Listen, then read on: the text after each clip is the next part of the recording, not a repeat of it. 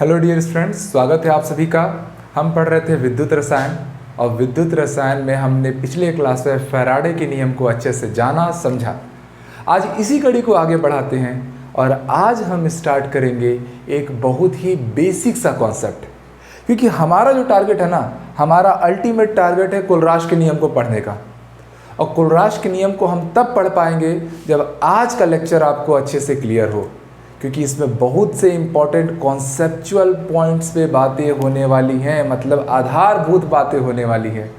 तो चलिए मैं इस टॉपिक का नाम भी लिख दे रहा हूँ, सम बेसिक कॉन्सेप्ट, कुछ आधारभूत तथ्य, कुछ आधारभूत तथ्य,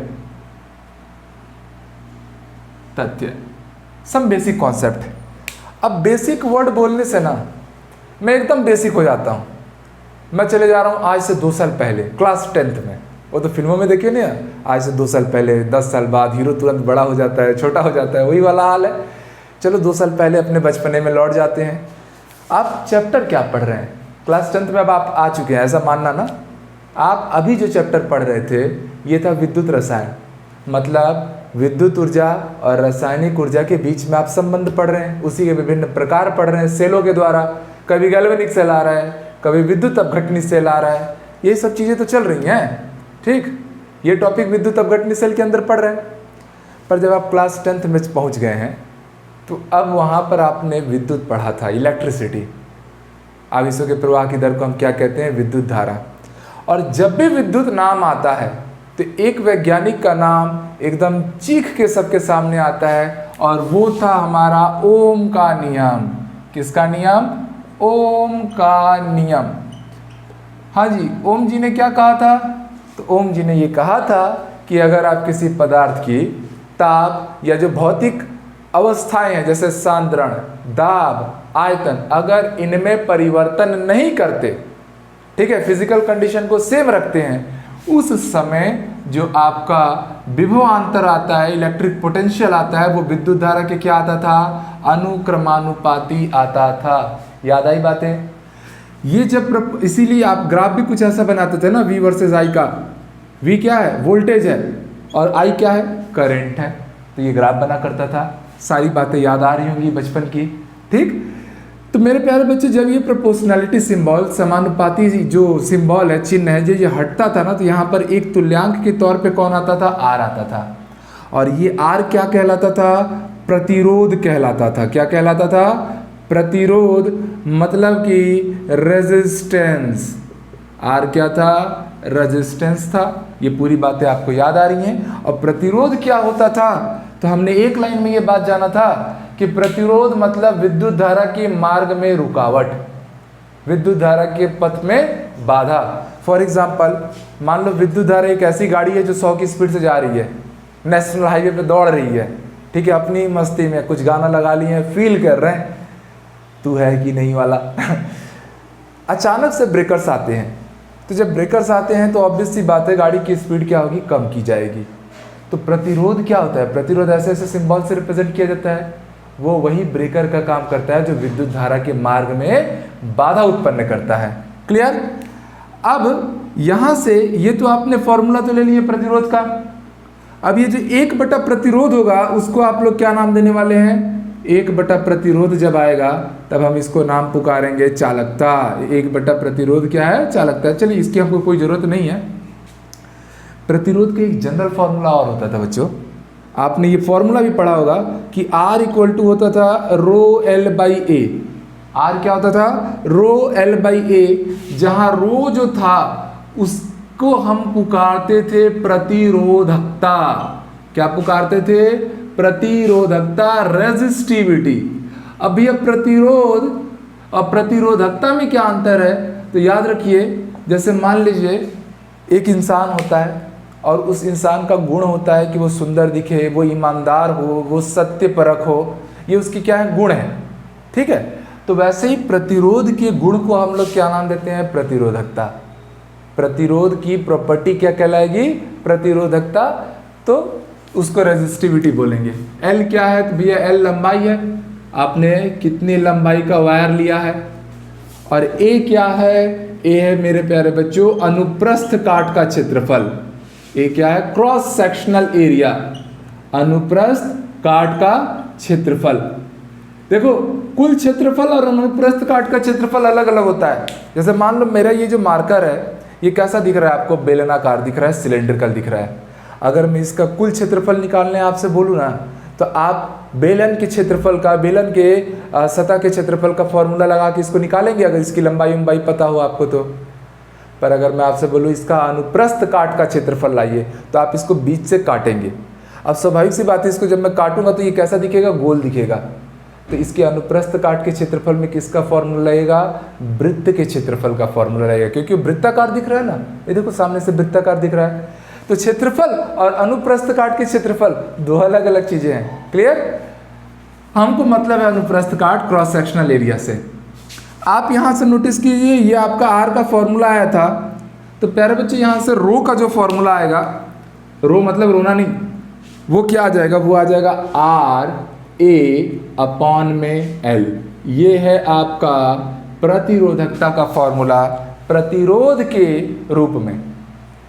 अब मैं यहां से अब आ जाइए क्लास 12th में। 10वीं में ये सारी बातें आपने पढ़ रखी थी। क्लास 10th से अब हम लोग 2 साल बाद आ गए क्लास 12th। ठीक है, तो क्लास 12th में अब आ चुके हैं वापस। स्वागत है आप सभी का। तो उस समय अब आपको क्या पढ़ना है? अब आपको पढ़ना है चालकता। क्या पढ़ना है? चालकता, जिसको हम नाम देंगे कंडक्टिविटी। क्या कहेंगे भैया? कंडक्टिविटी। याद रखना, स्पेसिफिक कंडक्टिविटी भी कई बार बोल दिया जाएगा, घबराना मत। विशिष्ट चालकता करके बोला जाएगा तो भी मतलब चालकता सही है। अब इस कंडक्टिविटी को हम रिप्रेजेंट करते हैं कप्पा सिंबल से। क्या बोलते हैं? कप्पा। ये कप्पा भी बोल सकते हो आप लोग, पप्पा मत बोल देना ना, पता चल रहा है पापा नाराज हुए जा रहे हैं, अरे इसको पापा बोल रहा है मेरा लड़का। तो ये कप्पा है कि ये बनाना और ये यहाँ पर थोड़ा सा डार्क कर देना। ये एक्चुअल में क्या होता है? तो कप्पा मतलब चालकता। चालकता वास्तव में प्रतिरोधकता का क्या रहेगा? व्युत्क्रमानुपाती रहेगा। तो 1 बटा प्रतिरोधकता ही क्या है? चालकता है। मतलब कप्पा इक्वल टू 1/रो। अब इस रो की जगह पे जब प्यारे बच्चों आप ये फॉर्मूला रखेंगे, रो का फॉर्मूला क्या आया था? आर ए अपॉन में एल। तो मैंने इसको पुट किया तो आप देखेंगे एल ऊपर आ जाएगा पलटी मार के, और नीचे कौन बचेगा? आर इंटू ए। क्या इसी कप्पा के फॉर्मूले को मैं चाहूं तो मैं इसको L/A को अलग कर देता हूं, ठीक है बच्चों, इंटू 1/R को अलग कर देता हूं। बात समझ में आया? 1/R अलग हो गया, अरे नीचे ही तो था R, और L/A अलग हो गया। ये जो L/A आता है ना, इसी को हम लोग बोलते हैं सेल कांस्टेंट। इसको हम लोग क्या नाम देते हैं? Cell constant. हिंदी में बोलेंगे सेल नियतांक। तो सेल नियतांक का आपको अलग से फॉर्मूला पता चल गया, ठीक है, कप्पा का अलग से फॉर्मूला पता चल गया। चलिए मैं यहाँ पे थोड़ा सा मिटा रहा हूँ, सारी चीज़ों को एक बार रिकॉल करेंगे हम लोग। ठीक, क्या फॉर्मूला पता चला कि जो सेल नियतांक है, सेल कांस्टेंट, उसका फॉर्मूला क्या मिल गया? L/A। किसी वायर की लंबाई और उसके अनुप्रस्थ काट के क्षेत्रफल का अनुपात को ही आप लोग क्या नाम देंगे? सेल नियतांक, सेल कांस्टेंट। याद रहेगा, इससे रिलेटेड क्वेश्चन बनेगा ना, सब फॉर्मूला बन रहा है। और कप्पा क्या आया था प्यारे बच्चों? कप्पा आया था आप लोग का, क्या था? L/A into 1/R। मतलब यहां से आप एक बात समझ पा रहे हैं कि जो कप्पा है, मतलब जो चालकता है, वो वास्तव में सेल नियतांक इंटू 1/R आ रहा है। यस और नो? तो सेल नियतांक का फिर से हमें एक नया फॉर्मूला मिल जाएगा कि सेल नियतांक मतलब सेल कांस्टेंट इक्वल टू क्या हो जाएगा? ये R अगर यहाँ पर आकर मल्टीप्लाई कर जाए तो इंटू बोलोगे R। तो सेल नियतांक बराबर क्या है? चालकता गुणित प्रतिरोध। मतलब conductivity into resistance, not resistivity, resistance. चालकता, कंडक्टिविटी और रेजिस्टेंस के गुणनफल को ही हम लोग क्या नाम देते हैं? सेल नियतांक नाम देते हैं। ये सारे ही इंपॉर्टेंट फॉर्मूले हैं, जगह जगह आपको यूज करना है। कहाँ से हमने बिगिनिंग किया तो कोई फॉर्मूला आपको रटने की जरूरत नहीं थी।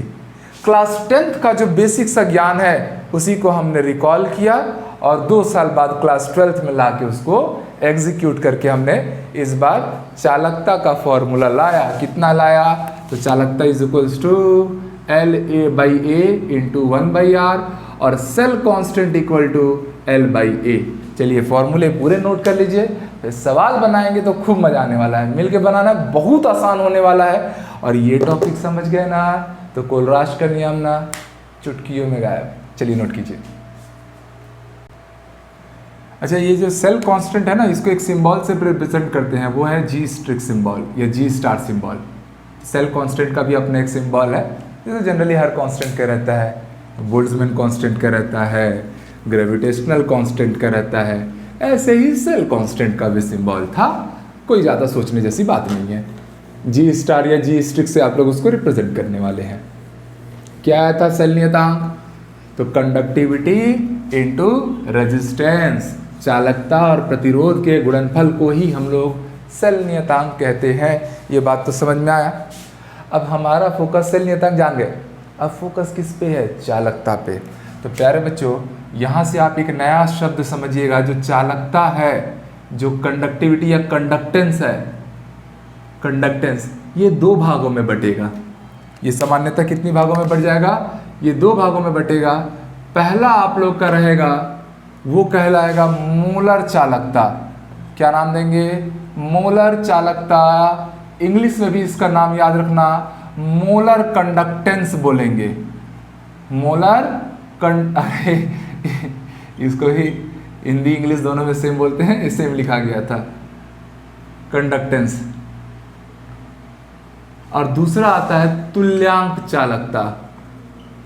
तुल्यांक चालकता, इस तुल्यांक चालकता को अंग्रेजी में हम लोग इक्विवेलेंट कंडक्टेंस के नाम से पुकारेंगे। कंडक्टेंस, दोनों में क्या फर्क है, क्या समानता है, ये सारी बातें आप लोग समझेंगे। इसको रिप्रेजेंट करते हैं हम लोग, लैम्डा बोलते हैं इसको, लैम्डा इक्विवेलेंट तुल्यांक चालकता को, या कई बार हम लोग इसको डायरेक्ट लैम्डा से भी रिप्रेजेंट कर देंगे। वहीं जब बात मोलर चालकता की आएगी तो हम लोग इसको मोलर इक्विवेलेंस ऐसा नाम देंगे, सॉरी मोलर कंडक्टेंस ये नाम देंगे। ये कंडक्टेंस का सिंबल है ना, मोलर है तो M लिख दिया, और इक्विवेलेंट है तो ल्यांक है तो मैंने क्या लिख दिया? EQ लिख दिया शॉर्टकट में। या कई बार आप इसको म्यू के सिंबल से रिप्रेजेंट करेंगे, और इसको किससे रिप्रेजेंट करेंगे? डायरेक्टली लैम्डा के सिंबल से। एक और खास बात आप याद रखिएगा, अभी हमने कप्पा पढ़ा था ना, कप्पा क्या था? कंडक्टिविटी था। कप्पा क्या था? कंडक्टिविटी था, चालकता था। तो कप्पा आप लोगों ने अभी भी देखा था L/A इंटू 1/R आया था, यस और नो? इसका यूनिट में थोड़ा सा छूट गया था, तो मैं इसका इकाई जो यूनिट आता है वो याद रख लीजिए बच्चों, वो आता है साइमन पर सेंटीमीटर। क्या बोलेंगे? साइमन पर सेंटीमीटर, या कई बार आप लोग को ये साइमन पर मीटर के टर्म में भी दे सकता है। सिंपल सी बात है, क्योंकि 1/R को ना, 1/R को आप लोग ओम इनवर्स बोलते हो, या इसी को आप लोग महो बोलते हो, या इसी को आप लोग साइमन भी बोलते हो। ठीक, तो इसीलिए 1/R तो साइमन हो गया। इसका यूनिट क्या आता है? मीटर। और इसका यूनिट क्या आएगा? मीटर स्क्वायर, या सेंटीमीटर, या सेंटीमीटर स्क्वायर। तो ये 1/R की जगह पे तो मैंने साइमन बोल दिया। ऊपर है मीटर और नीचे है मीटर स्क्वायर, कैंसिल होगा, नीचे बचेगा 1 मीटर, इसीलिए तो मीटर की घात ऋण 1 लिखा ना। तो साइमन पर मीटर या साइमन पर सेंटीमीटर, ये किसका यूनिट है? कप्पा का। और कप्पा क्या है? कंडक्टिविटी। ये लोग क्या है? कंडक्टेंस। मोलर चालकता और तुल्यांक चालकता, इसीलिए इंग्लिश का नाम थोड़ा सा ना ध्यान देने की जरूरत थी। कप्पा कंडक्टिविटी है और ये लोग कंडक्टेंस है। क्या फ़र्क है, क्या सिमिलैरिटी है, अब मैं आपको एक एक को थोड़ा डिटेल में पढ़ाऊंगा। इनका यूनिट क्या आएगा? इनका यूनिट तो तब आएगा जब आप पहले इनके बारे में जानेंगे। तो चलिए इसको मैं हटा रहा हूँ और आप इनके बारे में जानना शुरू कीजिए। चलिए, तो अब हम ये समझते हैं कि पहला जो हमारा था, जो मोलर चालकता था, चालकता बोल रहा हूँ, मतलब मोलर कंडक्टेंस, ये क्या होता है, इसकी परिभाषा क्या होती है, इसके मायने क्या होते हैं, तो आप समझिएगा। आप अभी कौन सा टॉपिक पढ़ रहे हैं, हमेशा जो पढ़ा करो ना उसको अपने अंदर समाहित करो।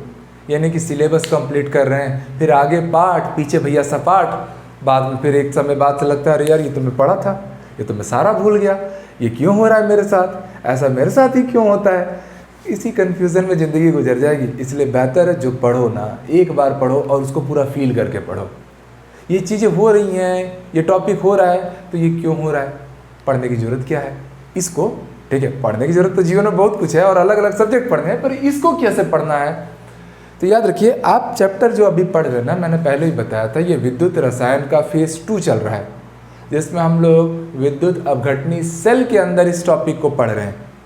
विद्युत अपघटनी सेल में मैंने बोला था फैराडे का नियम आएगा, कोलराश का नियम आएगा, और ये जो चालकता, मोलर चालकता पढ़ रहे हो, ये भी विद्युत अपघटनी सेल के अंदर है। और विद्युत अपघटनी सेल में क्या खास बात होती है कि उसमें विद्युत धारा प्रवाहित करने पर रासायनिक अभिक्रियाएं संपन्न होती हैं। मतलब किसी भी विद्युत अपघटनी में जब आप विद्युत धारा प्रवाहित करेंगे तो स्वाभाविक सी बात है कि वो अपने आयनों में टूटेगा और उसी से विद्युत रासायनिक अभिक्रियाएं संपन्न होने वाली हैं। तो यहाँ मोलर चालकता का मतलब ही क्या है? तो मोलर चालकता इसकी परिभाषा जो बनेगी प्यारे बच्चों, मोलर चालकता उन समस्त आयनों की चालकता है, उन समस्त लिखा गया, समस्त आयनों की चालकता है, आयनों की चालकता है। नाम क्या है? मोलर चालकता। इसलिए आप यहां पर क्या लेंगे? मोल। जो एक मोल आयनों को, या एक मोल विद्युत अपघट्य बोल दे रहा हूं मैं, विद्युत अपघट्य को V क्या होता है? आयतन। और आयतन की इकाई क्या होती है? या तो सेंटीमीटर क्यूब, या तो मीटर क्यूब, या लीटर भी ले सकते हो। ठीक है, जो एक मोल विद्युत अपघट्य को V आयतन के विलयन में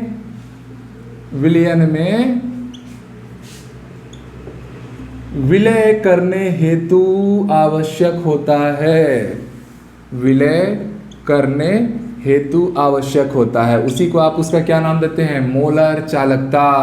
ठीक है, आवश्यक होता है। तो समझ में आई मोलर चालकता की परिभाषा कि आपको इस बार क्या करना है। एक मोल जो आयन रहेंगे, विद्युत अपघट्य का मतलब ही समझ लेना आयन, उनको V आयतन के विलयन में डिसॉल्व करने के लिए पूरी तरह से जितनी भी आपको आयन्स लग जाए उन सभी आयनों की चालकता को ही आप क्या नाम देंगे? मोलर चालकता। क्लियर है? मोलर चालकता को किससे निरूपित करते हैं? तो भैया इसको लैम्डा m से या म्यू के सिंबल से निरूपित करेंगे। ठीक, समझिएगा बात को। इसका फॉर्मूला क्या बन जाएगा? तो याद रखिए, जो मोलर चालकता आती है वो वास्तव में जो विशिष्ट चालकता है, मतलब स्पेसिफिक कंडक्टिविटी या केवल कंडक्टिविटी। याद रखो, इसको कंडक्टिविटी बोलेंगे, इसको कंडक्टेंस बोलेंगे। कई बार स्पेसिफिक कंडक्टिविटी भी बोले, विशिष्ट चालकता भी, तो भी समझ लेना कप्पा के बारे में बात हो रही है। किसके बारे में बात हो रही है? कप्पा के बारे में बात हो रही है। तो जो मोलर चालकता आता है ना, वो वास्तव में विशिष्ट चालकता इनटू वॉल्यूम या तनुता आता है। अब जो मोलर चालकता होता है वो सांद्रता पर निर्भर करता है, ये भी सांद्रता पर निर्भर करता है। ठीक है, दोनों करते हैं। यहाँ से मेरे प्यारे बच्चों, ये जो तनुता है आप सबको पता है, तनुता इज इक्वल टू क्या होता है? 1 बटा सांद्रता। और सांद्रता C मतलब कंसंट्रेशन, सांद्रता की इकाई क्या आती है? मोल पर लीटर। हमेशा पढ़े हो ना, 2 मोल पर लीटर, 4 मोल पर लीटर अमोनिया। और मोलरता की इकाई भी क्या आती है? मोल पर लीटर। तो मैं पढ़ रहा हूँ भाई, मैंने आप लोग को जब विलयन पढ़ाया था तब मैंने ये बात बताई थी ना कि सांद्रता को ही तो परिभाषित करने वाले 8-10 रूपों में से मोलरता, नॉर्मलता, मोललता आते थे। ठीक, तो यहाँ पर ये आ जाएगा कप्पा इनटू मोलैरिटी। अब बगल में आप लोग इसका मल्टीप्लाई करा देना 1000 का, तब आप लोगों का मोलर कंडक्टेंस की वैल्यू आ जाएगी। 1000 का मल्टीप्लाई क्यों कराते हैं? क्योंकि जनरली हम लोग जो वॉल्यूम लेते हैं या जो मास लेते हैं वो छोटा लेते हैं, मिलीलीटर में लेते हैं, ग्राम में लेते हैं, इसलिए मेंटेन करने के लिए 1000 का मल्टीप्लाई। तो मोलर कंडक्टेंस का क्या फॉर्मूला बन गया? स्पेसिफिक कंडक्टेंस मतलब विशिष्ट चालकता गुणित 1000 डिवाइडेड बाई m। m क्या है भैया? m मोलैरिटी है। m क्या है? मोलैरिटी, मोलरता का मान है। ठीक, अब अगर बात करेंगे मोलर कंडक्टेंस की इकाई की, तो मोलर कंडक्टेंस की जो इकाई आएगी, कप्पा का इकाई आपको पता है साइमन पर सेंटीमीटर। इसका इकाई क्या होता है? मोल पर लीटर। ठीक, मोल पर लीटर। और 1 लीटर में क्या होता है? तो 1 लीटर में होता है 1000 मीटर क्यूब या सेंटीमीटर क्यूब। तो पलटी मार के जब वो ऊपर आएगा ना, और जब पूरा सॉल्व करोगे, ठीक है, कॉपी में लिख के सॉल्व करना, तो साइमन सेंटीमीटर स्क्वायर पर मोल, या कई बार इसको आप लोग साइमन मीटर स्क्वायर पर मोल, ये आप मोलर कंडक्टेंस का यूनिट लेंगे। और ये उसका क्या बना? फॉर्मूला। मतलब कहानी में इतना ट्विस्ट है, अगर 3 डिजिट का यूनिट आपको दिखे सवाल में, तो समझ लेना कि वो मोलर कंडक्टेंस दिया है। वो क्या दिया है? कंडक्टेंस दिया है, मोलर चालकता दिया है। और अगर 2 डिजिट का यूनिट दिखे, साइमन पर सेंटीमीटर, बच्चे इसी में कंफ्यूज होते हैं और इसीलिए ये टॉपिक टफ लगता है। एकदम आसान ट्रिक बता रहा हूँ ना, इसी को यूज करना, कभी सवाल गलत नहीं होगा।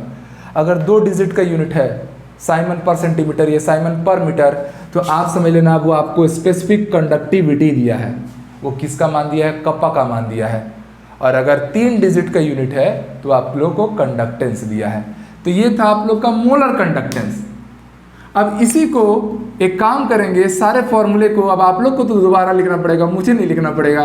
मैं पढ़ाने जा रहा हूँ तुल्यांक चालकता। किससे रिप्रेजेंट करना है? इससे रिप्रेजेंट करना है, या कई बार इसको हम लोग लैम्डा भी बोलते हैं। अब तुल्यांक चालकता की जो परिभाषा रहेगी हूबहू मोलर चालकता की तरह ही रहेगी। बस जहाँ जहाँ मोलर मोलर आया है, आप उस जगह पे क्या करेंगे? तुल्यांक लगाएंगे। तो किसी विलयन की तुल्यांक चालकता उन समस्त आयनों की चालकता है जो एक मोलर चालकता था तो मोल लिए थे, तुल्यांक चालकता होगा तो ग्राम तुल्यांक लेंगे। जो 1 ग्राम तुल्यांक विद्युत अपघट्य को V आयतन के विलयन में विलय करने हेतु आवश्यक होता है। ये पूरा फॉर्मूला किसका बन गया? तुल्यांक चालकता की। और रिप्रेजेंट कैसे करना है इसको? लैम्डा EQ से करना है या तो डायरेक्टली लैम्डा से करना है। सिंपल सी बात है। यहाँ पर भी मेरे प्यारे बच्चों, जब आप तुल्यांक चालकता भी लेंगे तो वो भी कप्पा इंटू वॉल्यूम आएगा। बट इस बार जो वॉल्यूम बोलता हूँ, तनुता आएगा। और इस बार जो सांद्रता आप लेंगे ना, वो सीधी सी बात है, यहाँ पर इक्विवेलेंस चल रहा है, मतलब तुल्यांक की बात हो रही है। और तुल्यांक को परिभाषित करता है नॉर्मलता। आप लोगों ने नॉर्मलता की परिभाषा पढ़ी होगी, विलियन के पहले लेक्चर में पढ़ाया मैं। और नॉर्मेलिटी 12th में अलग से पढ़ाया हूँ, 11th में अलग किया हूँ, क्योंकि चीज़ें जरूरी थी। नॉर्मेलिटी क्या होता है? ग्राम तुल्यांकों की संख्या बटा विलियन का आयतन। तो जब भी तुल्यांक की बात आएगी तब सांद्रता को किस टर्म में रखना है? नॉर्मेलिटी के टर्म में रखना है। किस टर्म के में रखना है? नॉर्मेलिटी। एन क्या है भैया? मेरी नॉर्मेलिटी है, नॉर्मलता का मान है। बुझाया? ठीक। इसका यूनिट क्या हो जाएगा? तो इसका यूनिट बस यहाँ मोल को हटा के वहाँ पर आप लोग ग्राम इक्विवेलेंस रखने वाले हो, और क्या हो गया? ये बन गया इसका unit. Simon centimetre square molar चालकता के लिए पर मोल था, तो भैया तुल्यांक चालकता के लिए पर ग्राम इक्विवेलेंस। ये पूरा ग्राम इक्विवेलेंस एक साथ बोला जाता है, या कई बार केवल इसको इक्विवेलेंस इनवर्स भी नाम दे सकते हो। तो ये हो गया आपका तुल्यांक चालकता और मोलर चालकता। होप सो आपको पूरी बातें अक्षरशः समझ में आई और आप ये सारी चीज़ों को नोट करेंगे। चलिए, तो इसको अब हटा रहे हैं। अब हम एक काम करेंगे, मोलर चालकता और तुल्यांक चालकता में क्या फ़र्क है, ये बात तो आप समझ पाए कि भैया मोलर चालकता में आपको मोल को लेकर चलना है और तुल्यांक चालकता में आपको तुल्यांकों की संख्या के साथ काम करना है। क्या फ़र्क है? तो कुछ खास फ़र्क नहीं है। एक जगह मोलैरिटी आती है, दूसरी जगह नॉर्मेलिटी आती है। ठीक, एक काम करते हैं, हम इनके बीच में ना संबंध भी ला लेते हैं। मतलब अब मैं क्या टॉपिक डाल रहा हूँ? मोलर चालकता तुल्यांक चालकता के मध्य संबंध। मोलर चालकता एवं तुल्यांक चालकता के मध्य संबंध, रिलेशन बिटवीन मोलर कंडक्टेंस एवं इक्विवेलेंट कंडक्टेंस, उनके बीच में क्या संबंध है? तो बड़ा सिंपल सा है, कुछ नहीं करना है, ये सब स्टूडेंट वर्क है। स्टूडेंट अपने घर में बैठ कर ना 1-2 लाइन एक्स्ट्रा करता है खुद से। तो मेरे प्यारे बच्चे, आपने molar conductance at any concentration, कई बार यहाँ C लिखे रहेगा, इसका मतलब घबराना मत। ये किसी भी सांद्रता पर ले रहा ना, उसकी मोलरता 2 मोल, 5 मोल, 10 मोलर जो भी हुए, ये किसी भी सांद्रता पे कई बार सी लिखेगा कई बार नहीं लिखेगा, घबराने का नहीं है। तो मोलर कंडक्टेंस तो आपने पढ़ा, क्या पढ़ा, कप्पा इंटू 1000 डिवाइडेड बाई क्या, मोलारिटी। ऐसे ही आपने तुल्यांक चालकता भी पढ़ा था, वो क्या पढ़ा था, kappa into 1000 divided by normality. इनके बीच में रिलेशन लाना है। तो रिलेशन लाना है तो प्यारे बच्चों आप सीधे सीधे समझ पाएंगे कि अगर मैं molar conductance upon equivalent conductance कर दूं, मोलर चालकता बटा तुल्यांक चालकता। देखो इंग्लिश के एक दो वर्ड ना साथ में बोलते भी रहो, हालांकि मैं शुद्ध हिंदी में ही ले जाता हूँ हिंदी के वीडियोस को, फिर भी आपको इंग्लिश की बोलने की आदत एटलीस्ट रखनी है। तो इनका जो अनुपात आएगा तो भैया मोलर चालकता क्या है, kappa into 1000 divided by molarity, और नीचे क्या आ गया, kappa into 1000 divided by normality. Kappa kappa घर गया कप्पा, 1000 कैंसल। तो आप यहाँ से संबंध पाएंगे कि molar conductance upon equivalent conductance is equals to आ गया नॉर्मेलिटी अपॉन मोलैरिटी। एन क्या है, एन है नॉर्मलता, और एम क्या है भैया, एम है मोलरता। याद आया।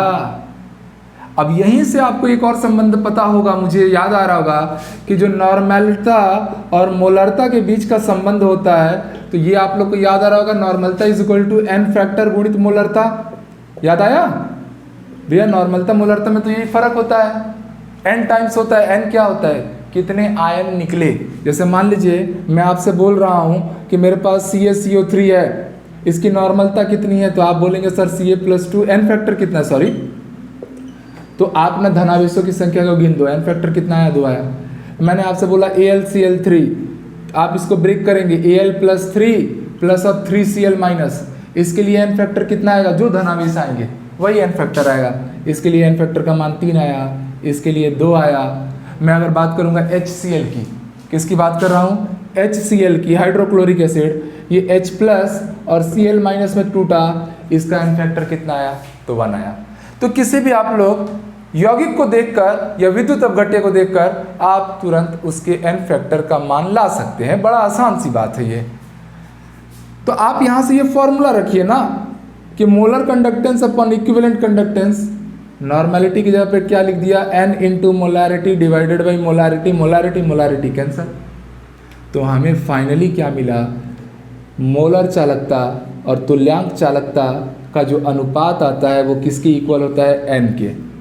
इसका मतलब ही ये बात क्लियर हो गई, ये बात क्लियर हो गई। ये तो अलग से बॉक्स बना लेना, ये मैं बस बताने के लिए किया था कि जो मोलर चालकता आती है, ठीक, वो n टाइम्स तुल्यांक चालकता होती है। This is very important point. जैसे समझिएगा मेरे प्यारे बच्चों, मैं आपसे कह रहा हूं कि मान लीजिए AlCl3 मेरे पास है, ठीक, AlCl3 मत लीजिए, आप लोग कॉपर सल्फेट ले लीजिए, CuSO4 टाइप का अपघट्य ले लीजिए। इसको तोड़ोगे तो Cu+2 SO4-2 में आएगा, मतलब आप समझ गए कि इसके एन फैक्टर का मान तो 2 है। मैं कह रहा हूँ इसकी तुल्यांक चालकता जो है ना वो 2 इकाई है। अब इकाई तो उसका आपको पता है, साइमन सेंटीमीटर स्क्वायर पर इक्विवेलेंस। तो इसका अगर इक्विवेलेंस चालकता का मान 2 है तो इसकी मोलर चालकता का मान कितना होगा, तो आप सीधे समझ गए कि इस अपघट्य के लिए n का मान 2 है, तो यहाँ 2 × 2 मोलर चालकता कितनी आएगी, 4 इकाई, मतलब 4 साइमन सेंटीमीटर स्क्वायर पर मोल। तो इस तरीके से मोलर चालकता अगर आपको पता है तो अगले सेकंड में आपको तुल्यांक चालकता मिल जाएगी, या तुल्यांक चालकता का मान पता है तो आपको 2 सेकंड के अंदर केवल आप विद्युत अपघट्य को देख मात्र के उससे n का वैल्यू ला लोगे, और एक बार n का मान आया तो आपको मोलर चालकता भी आसानी से मिल जाएगी। तो ये पूरा संबंध होता है मोलर चालकता और तुल्यांक चालकता में। कई बार इसको हमको पता है म्यू से रिप्रेजेंट करना है और इसको किससे रिप्रेजेंट करना है, लैम्डा से, तो यही संबंध है। कई बार इस फॉर्म में दिया जाएगा किताबों में, तो घबराना मत, आप ऐसा निरूपित करो या ऐसा करो, दोनों का मतलब मोलर चालकता है, और ऐसा कर लो या ऐसा कर लो, दोनों का मतलब तुल्यांक चालकता है। चलिए यहाँ तक आप नोट कीजिए, फिर अब हम सवाल बनाएंगे, सवाल से सारी चीज़ें क्रिस्टल क्लियर होने वाली हैं। देखो प्यारे बच्चों, इतना बेसिक सा सवाल क्या पूछ रहा है हमसे कि 298 केल्विन पर 0.02 मोलर KCl विलयन की चालकता 0.0248, ये तो बड़ा अच्छा पहाड़ा पड़ती है, 2 दूना 4, 4 दूना 8 साइमन पर सेंटीमीटर है। इस यूनिट को देख के ना आपको अंदाज़ा लगाना है। मैंने हमेशा बोला यूनिट अगर 2 डिजिट का है, इसका मतलब आप समझ गए ये कप्पा का मान दिया है। किसका मान दिया है? कप्पा का मान दिया है। वो कितना दिया है? 0.0248 यूनिट क्या है? साइमन पर सेंटीमीटर।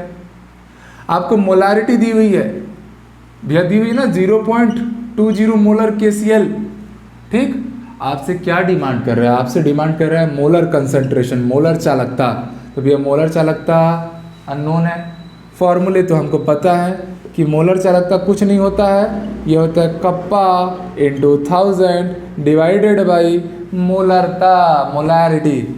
डाटा को उठा के पुट कीजिए। कप्पा की जगह पे हमने डाला 0.0248 गुणा 1000 डिवाइडेड बाई 0.2। ठीक, आगे के 0 को हटा दीजिए, 0.2। तो जब ये मल्टीप्लाई करेगा प्यारे बच्चों, तो आप सीधे सीधे समझ पाएंगे कि ये हो जाएगा 24.8, क्योंकि 3 0 है तो 3 अंक के बाद आपको पॉइंट लगा देना है, डिवाइडेड बाई 0.2। 0.2 को मैं 2/10 लिखूंगा और ये 10 ऊपर जाके मल्टीप्लाई करेगा तो 24.8 गुणा 10 करूंगा तो वो 248 हो जाएगा। ये कितना हो गया? 248/2 मतलब 124। और मोलर कंडक्टेंस का यूनिट क्या हो जाएगा? साइमन सेंटीमीटर स्क्वायर पर मोल। ये आया आपका फाइनल आंसर। तो एनसीईआरटी के टेक्स्ट बुक का ये क्वेश्चन था। ये कहाँ का क्वेश्चन था तो मैं बता भी दे रहा हूँ, ये डायरेक्ट एनसीईआरटी के अनसॉल्व्ड सेगमेंट से मैंने ये क्वेश्चन लिया और एकदम फॉर्मूला ओरिएंटेड ही क्वेश्चन रहा। आपको बस फॉर्मूले पे कमांड रहे तो भैया इलेक्ट्रोकेमिस्ट्री के क्वेश्चन तो ईजिली डील होते हैं। चलिए इसको नोट कीजिए, फिर और अच्छे अच्छे क्वेश्चन हम डील करते हैं। चलिए ये एक सवाल हमारे सामने आ गया है, सीखने के हिसाब से बड़ा इंपॉर्टेंट क्वेश्चन। क्या कहता है ये सवाल हमसे? कहता है कुछ क्या कहता है? 0.5 मोलर एसिटिक अम्ल के विलयन का प्रतिरोध का मान दिया है 100 ओम। जो डाटा दिया है पहले तो आप उस डाटा को टपाना शुरू करो। फिजिकल के सवाल बनाने का यही तरीका है, पेन चले दिमाग चलेगा। तो आपको प्रतिरोध का मान दिया है कितना? 100 ओम। यदि सेल स्थिरांक, ध्यान दीजिए इस बार सेल स्थिरांक का मान दिया है, और सेल स्थिरांक आप सबको पता है कि जो सेल स्थिरांक होता था वो वास्तव में क्या होता था? वो आता था लंबाई और अनुप्रस्थ काट के क्षेत्रफल का अनुपात, और ये आपको दिया है 0.035 पर सेंटीमीटर। ये सेंटीमीटर इनवर्स। आपसे डिमांड किया है तो निम्न की गणना करो। पहला है विशिष्ट चालकता। विशिष्ट चालकता मैंने बार बार बोला कप्पा, 2 डिजिट वाला यूनिट वाला। और मोलर चालकता, मोलर चालकता मतलब ये, इन दोनों की आपको गणना करनी है। तो ये तो तब आएगा ना जब इसकी वैल्यू मिले, क्योंकि उसके तो फॉर्मूला में ही इसको रहना है। ठीक, तो आप बस एक काम कीजिए, पहला क्वेश्चन आप लोग लाने जाइए, कप्पा लाने जा रहे हैं। कप्पा का फॉर्मूला याद आ रहा है? क्या था? वो था सेल कांस्टेंट। ठीक, ऐसे अच्छे से लिख देता हूँ। एक्चुअल में इसका फॉर्मूला आया था L/R × A, जिसको मैं 1/R अलग लिखा था और L/A अलग लिखा था, और यही L/A मेरा क्या था? Cell constant. तो बच्चों आप लोग सीधे सीधे फॉर्मूले को पुट करो। R की जगह पे आपने 100 ओम डाल दिया, पहले से पता था, और L/A सेल कांस्टेंट की वैल्यू थी 0.035। अच्छा, इस 0.035 को मैं 35 × 10⁻³ लिखता, और नीचे क्या है? फिर से 10⁻²है, 100 मतलब 10⁻²। तो यहाँ से आपको सेल कांस्टेंट की फाइनल वैल्यू कितनी आ गई? तो वो आ गई 35 × ये 10⁻+2 ऊपर आके -2 होगा, मतलब कुल मिला के कितना है? 10⁻⁻5। यूनिट क्या रहेगा? साइमन पर सेंटीमीटर, या इसी को आप लोग ओम इनवर्स पर सेंटीमीटर भी बोल सकते हो। ये साइमन का मतलब ही क्या है? ओम इनवर्स ही तो है। तो ये तो आपका कप्पा आ गया। दूसरा आपसे ये पूछा गया था मोलर कंडक्टेंस कितना आएगा।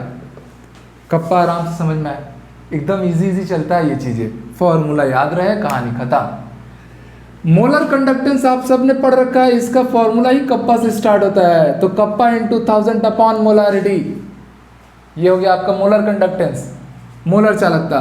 तो डाटा रखिए, कप्पा कितना लाए हो, कप्पा लाए हो 35 इंटू 10 की पावर -5 इंटू 1000 को मैं 10⁻³ लिख दूं, डिवाइडेड बाई मोलरता दिया है, कितना मोलर है, 0.5 मोलर है। ठीक, तो आप यहाँ से मोलारिटी जब सॉल्व, मोलर कंडक्टेंस लाएंगे तो ध्यान दीजिए, ये 35 हो गया, इसको सॉल्व करने से 10⁻²² बचा, और नीचे देखूंगा तो ये 5 इंटू 10 की पावर क्या है, -1 है, ये -1 ऊपर जाके +1 हो जाएगा, तो हमें फाइनली मिलेगा 10 की पावर -2, और ये +1 हो गया मतलब -1 डिवाइडेड बाई क्या, 5, तो ये आ रहा है 7 इंटू 10 की पावर -1, और 7 इंटू 10 की पावर -1 का मतलब ही क्या हो गया, ये हो गया 0.7 यूनिट, क्या बन जाएगा, साइमन सेंटीमीटर स्क्वायर पर मोल। ये मोलर कंडक्टेंस आ गया, क्या आ गया, मोलर कंडक्टेंस। प्यारे साथियों, अगर इसी में आप लोग को तुल्यांक चालकता भी बोल देता है, इक्विवेलेंट कंडक्टेंस लाओ, तो हमको पता है कि मोलर कंडक्टेंस और इक्विवेलेंट कंडक्टेंस में सीधा रिलेशन होता है कि भैया मोलर चालकता जो है वो n फैक्टर इंटू तुल्यांक चालकता थी, मतलब तुल्यांक चालकता बराबर हो जाएगी मोलर चालकता बटा n फैक्टर, और n फैक्टर किससे लाना है, विद्युत अपघट्य से। अगर आप एसिटिक एसिड को ब्रेक करोगे तो ये कैसे टूटेगा, एसीटेट आयन में अलग टूटेगा और हाइड्रोनियम आयन में H+ में अलग टूटेगा, प्लूटोनियम में। यहाँ n फैक्टर का मान कितना है, 1। अगर n फैक्टर का मान 1 आया है, इसका मतलब इसका मोलर चालकता और तुल्यांक चालकता दोनों का मान आपस में क्या आएगा, बराबर आएगा। बस हाँ, इसका जो इकाई है, यूनिट है, वो चेंज हो जाएगा। तो बड़ा प्यारा सा सवाल था। होप्स ये पूरी बातें आपको समझ में आई। मोलर चालकता या तुल्यांक चालकता आप तभी ला पाएंगे जब आपको विशिष्ट चालकता का मान पता हो। ठीक है, चलिए इसको नोट कर लीजिए। चलिए डियर स्टूडेंट, एक बहुत ही दमदार सवाल, मैं हमेशा लेक्चर के एंड में एक ऐसा सवाल कराता हूं जिसमें हमने थ्रू आउट द लेक्चर जितनी चीज़ें पढ़ी हैं उसको एक बार में कवर किया जाए। तो वैसा ही एक क्वेश्चन है, आपसे बोल रहा है किसी 50 सेंटीमीटर लंबे, घबराना मत ना कि अरे इतना बड़ा क्वेश्चन है, 50 सेंटीमीटर लंबे और 1 सेंटीमीटर व्यास वाले कॉलम में 0.05 मोलर NaOH विलयन भरा है, जिसके विद्युत प्रतिरोध का मान 5.55 × 10⁻³ ओम है। ठीक, आपसे बोल रहा है निम्न की गणना कीजिए। निम्न की गणना में पहला पूछा गया है कि भैया इसका सेल स्थिरांक मतलब G* का वैल्यू कितना आएगा, फिर बोलता है प्रतिरोधकता मतलब रो का मान कितना आएगा, विशिष्ट चालकता मतलब क्या, कप्पा का मान पूछा है, और मोलर चालकता और तुल्यांक चालकता इन सभी का मान आपसे पूछा गया है। आसान है चीज़ें, सवाल समझ में आया। पर सवाल में ये डर लग रहा होगा, सर ये लंबाई व्यास ऐसे तो क्वेश्चन हमने बनाए नहीं है। कोई दिक्कत नहीं है, मैं बार बार बोल रहा हूँ ना, आप पेन चलाओ, डाटा कलेक्ट करने का काम करो, सवाल कैसे अपने आप नहीं बनेगा ये देखते जाओ। मतलब बनना ही है सवाल को, ठीक है, कैसे नहीं बनेगा वाला एटीट्यूड रखो। आपको लंबाई दी हुई है मेरे प्यारे बच्चों, कितनी, 50 सेंटीमीटर, वेरी गुड। आपको डायमीटर दिया था, व्यास दिया था कितना, 1 सेंटीमीटर, इसका मतलब रेडियस कितना आ गया, 1/2 सेंटीमीटर। आपसे हमेशा मैंने स्टार्टिंग से ही ये बात कही थी कि जो ए है, ए ना अनुप्रस्थ काट का क्षेत्रफल है, क्रॉस सेक्शनल एरिया है, और क्रॉस सेक्शनल एरिया हमेशा कैसा लिया जाता है, सर्कुलर। तो इसीलिए क्रॉस सेक्शनल एरिया πr² लिया जाएगा, जहाँ पाई की वैल्यू आपको पता है 3.14 है, और r का मान तो आपने ला लिया है 1/2, उसका स्क्वायर कर दीजिए, तो क्रॉस सेक्शनल एरिया की वैल्यू आ गई 3.14 डिवाइडेड बाई 4। सॉल्व करोगे 4 7 28, 3 4 हो गया तो 4/32, फिर 20 बचा तो 4 5 20। ये आया आपका क्रॉस सेक्शनल एरिया। लंबाई पता चल चुकी है, क्रॉस सेक्शनल एरिया पता चल चुका है। पहले सवाल का तो यही जवाब मिल गया ना। आपसे पूछा गया था सेल कांस्टेंट 50 सेंटीमीटर मतलब सेल स्थिरांक का मान कितना आएगा, तो वो तो आपको पता है L/A आएगा। L का मान कितना है भाई 50, एरिया कितना है क्रॉस सेक्शनल 0.785। सॉल्व कर लीजिएगा, ये यूनिट आप लोग का क्या आ जाएगा, इसका यूनिट क्या आएगा पर सेंटीमीटर। ये आपका सेल स्थिरांक का मान आ चुका है। अब सेल स्थिरांक का मान आ चुका है, अब दूसरा हमसे बोलता है प्रतिरोधकता का मान लाओ। किसका मान लाओ, प्रतिरोधकता का मान लाओ, मतलब रो की वैल्यू लाओ। ठीक, तो भैया जब मैं प्रतिरोधकता का मान लूंगा तो हमने तो फॉर्मूला पढ़ा है ना, क्या पढ़ा था पहले, R equal to rho A by L. तो रो इक्वल टू क्या हो गया था R into A by L by A. R का मान आपको सवाल में गिवन है, यहाँ देखिए ना सवाल में आपको R का मान गिवन था, कितना गिवन है 5.55 इंटू 10⁻³ ओम। ओम किसका यूनिट होता है, ओम तो प्रतिरोध का ही तो यूनिट होता है। तो ये आपको प्रतिरोध का मान पता था, चलो मैं यहाँ लिख दे रहा हूँ। प्रतिरोध का मान हमें दिया था 5.55 इंटू 10⁻³ ओम। साथ ही साथ एक और चीज़ दिया हुआ है क्या, 0.05 मोलर, मतलब वो उसकी क्या दी हुई है, यहाँ लिखता हूँ मोलैरिटी दी हुई है 0.05 मोलर, उसकी मोलैरिटी मोलरता का मान। इतना डाटा क्वेश्चन ने दिया था, थोड़ा होच-पोच हो गया होगा, संभाल लेना। ठीक, चलो इधर साफ लिखूंगा। तो रेजिस्टेंस की जगह पे मैंने ये लगा दिया, लेंथ भैया 50 सेंटीमीटर गिवन है। एरिया ऑफ क्रॉस सेक्शन अभी आप लाए थे 0.785। तो जब मैं इस पूरे डाटे में यहाँ ला के पुट किया तो फाइनली जो मेरी रेजिस्टिविटी मतलब प्रतिरोधकता का जो मान आएगा वो याद रखिए बच्चों 87.135 ओम मीटर आएगा। यह है आपका प्रतिरोधकता का फाइनल वैल्यू। अब एक दफा प्रतिरोधकता मिल गया तो आपसे बोलता है विशिष्ट चालकता। तो आपने तो रिलेशन पढ़ा ना कि भैया विशिष्ट चालकता का मतलब ही होता है 1 बटा प्रतिरोधकता। चालकता का मतलब ही क्या होता है 1 बटा प्रतिरोधकता। तो यहाँ से आप सीधे डाटा को रखिए, प्रतिरोधकता का मान आपने लाया 87.135, सॉल्व करेंगे ये 1.148 इंटू 10 की पावर में देख लेना बैलेंस करके। तो 87 मतलब ऐसे में इसको 100 मान लूँ, मतलब 10 की पावर में ऊपर में -2। ठीक, अप्रॉक्सीमेटली ये मेरा क्या आ गया कप्पा आया। यूनिट क्या होगा साइमन पर सेंटीमीटर। ठीक, अब कप्पा आ गया है आपका, सॉरी ये थर्ड क्वेश्चन था, सेकंड हो गया फर्स्ट हो गया। यहाँ तक आप लोग नोट करो, फिर मैं इसको थोड़ा सा रब करता हूँ और मैं मोलर कंडक्टेंस मतलब मोलर चालकता के मान पे काम करता हूँ। तो चलिएगा इसको मैं हटा दूँ ना। ठीक, ये बाय बाय, थोड़ा स्पेस, अच्छा मैंने तो वैल्यूज भी मिटा दी, चलिए ठीक कोई बात नहीं है, सवाल तो अभी भी लिखा हुआ है ना, वहाँ से वैल्यू उठा लेंगे फिर से। चौथा हमसे पूछा गया है मोलर चालकता। तो मेरे प्यारे साथियों आप सबको मैंने ये बात बता रखी है कि मोलर चालकता का मान ही तब आएगा जब आप कप्पा का मान ला लिए रहोगे, क्योंकि किसका फॉर्मूला होता है kappa into 1000 upon molarity. Kappa का मान कितना है भाई 1.148 इंटू 10 की पावर -2। बगल में क्या है 1000 मतलब 10⁻³ और मोलारिटी कितनी दी हुई थी 0.05। आया समझ में? ठीक,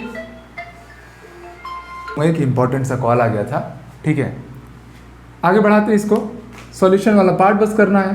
तो ये हो गया 1.148 इंटू, इसको सॉल्व करने से आएगा 10 की पावर +1। अच्छा, नीचे वाले को मैं 5 इंटू 10 की पावर -2 तो लिख ही सकता हूँ, सिंपल सी बात है। ठीक, तो आप एक काम कीजिए, इसको पलटी मार के ऊपर लाइए, ये हो गया 10 की पावर 3। तो 1.148 इंटू 10 की पावर 3 डिवाइडेड बाई आप क्या करने वाले हैं 5। सॉल्व कीजिए, यहाँ से आपको मोलर कंडक्टेंस की फाइनल वैल्यू मिलने वाली है। तो भैया 5 से अगर मैंने सॉल्व किया तो ये 0.22, फिर ये कितना हो जाएगा।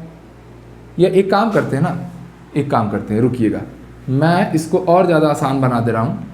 या चलिए वही बात है, एक ही बात तो आना है।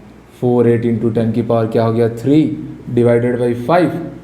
सॉल्व करने से 0.2296 इंटू 10 की पावर कितना है, 10 की पावर, ये 0.22 है ना, ठीक ठीक, तो 10 की पावर 3 यूनिट क्या आएगा, साइमन सेंटीमीटर स्क्वायर पर मोल। या कोई बच्चा ऐसा भी हो सकता था ना, इसको 0.5 लेता, 0.5 इंटू 10 की पावर -1 ही निकालता, जो सोचा मैंने। अब 0.5 को 1/2 ले लेता, वो 1/2 पर आके मल्टीप्लाई कर देता, तो भैया 2 और 48 गुना कितना हो गया, 96। ऐसे भी उठा सकता था। तो ये अपना अपना तरीका है, जो भी आप यूज़ करना चाहें। तो आपको मोलर कंडक्टेंस तो मिल चुका है। नेक्स्ट आपसे पूछा गया है 5वां और सवाल का आखिरी पार्ट, किस पे बात किया गया है, तुल्यांक चालकता, इक्विवेलेंट कंडक्टेंस। तो मेरे प्यारे बच्चों, इक्विवेलेंट कंडक्टेंस निकालने के लिए अलग से फॉर्मूला लगाने की जरूरत नहीं है ना, क्योंकि आपको पता है कि अगर आपको मोलर चालकता पता है तो हमको रिलेशन पता था कि मोलर चालकता बराबर n फैक्टर इंटू तुल्यांक चालकता। आसान है। तो तुल्यांक चालकता क्या हो जाएगा, मोलर चालकता बटा n फैक्टर। n फैक्टर किसके लिए, NaOH के लिए। आप सबको पता है NaOH को तोड़ूंगा, Na प्लस OH माइनस में टूटेगा, n फैक्टर का मान कितना आ जाएगा, 1 आ जाएगा। तो यहाँ से हम साफ साफ समझ पाएंगे कि इक्विवेलेंट मतलब तुल्यांक चालकता मोलर चालकता के बराबर होने वाला है। तो सीधे सीधे जो मान आया है 0.2296 इंटू 10 की पावर 3, ये चाहो तो 229.6 भी ले सकते हो, इस 10 की पावर 3 को हटा के यूनिट क्या हो जाएगा, साइमन सेंटीमीटर स्क्वायर पर इक्विवेलेंस। तो ये एक सवाल था जिसमें हमने अभी तक जितनी भी पढ़ाई की थी सबको एक बार गो थ्रू हो गए। तो आपको वीडियो कैसा लगा कमेंट करके ज़रूर बताया करो, और अगले क्लास में मिलते हैं। इस चैप्टर का समझ लेना, लास्ट टॉपिक रहेगा कोलरॉश का नियम। ठीक है बच्चों, have a very great day.